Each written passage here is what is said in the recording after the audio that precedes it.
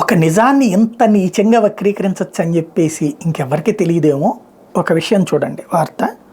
Telugu Desam party అధినేత చంద్రబాబు సతీమణి నారా భువనేశ్వర్ని కలిసిన కానిస్టేబుల్ సాకిరి రాజశేఖర్ని సస్పెండ్ చేస్తూ తిరుపతి ఎస్పీ కృష్ణకాంత్ పటేల్ బుధవారం ఉత్తర్వులు జారీ చేశారు. తిరుపతి దిశ పోలీస్ స్టేషన్లో పనిచేస్తున్న కానిస్టేబుల్ రాజశేఖర్ PC 2514 అన్నమయ్య జిల్లాలో నిజం గెలవాలి కార్యక్రమంలో పాల్గొనేందుకు భువనేశ్వర్ తిరుపతి జిల్లా బాక్రాపేట మీదుగా వెళ్తుండగా కలిశారు. పలు ఫిర్యాదుల నేపథ్యంలో విచారణ అనంతరం ఆయన్ను సస్పెండ్ చేసినట్టు ఎస్పీ ఓ ప్రకటనలో తెలిపారు.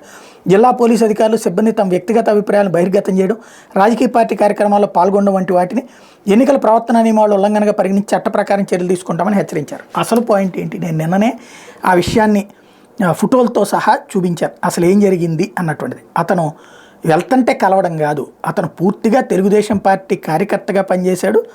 అందులో అతను ఏకంగా పార్టీకి సంబంధించినటువంటి ఈ వాటర్ బాటిల్ మీద అతని ఫోటోతో సహా ఉంది. అట్లాగే అంటే తెలుగుదేశం దాంతో అట్లాగే ఈ కార్యక్రమంలో తెలుగుదేశం కార్యకర్తగా పాల్గొంటున్నాడు. కార్యకర్తలాగా పాల్గొంటున్న అతన్ని సస్పెండ్ చేస్తే కథ ఎట్లా మార్చేశారో చూడండి. దీన్ని ఏమనాలా, వార్తలను ఎట్లా వక్రీగా అంటే భువనేశ్వర్ గారిని కలిసినందుకే సస్పెండ్ చేసేశారు. భువనేశ్వర్ గారిని ఇప్పుడు ఆవిడ వెనకాల సెక్యూరిటీ ఉండదా, మరి వాళ్ళందరినీ సస్పెండ్ చేస్తారా? ఇలాంటి విచిత్రమైనటువంటి అంటే వార్తల వక్రీకరణ పీక్ స్టేజ్కి చేరింది.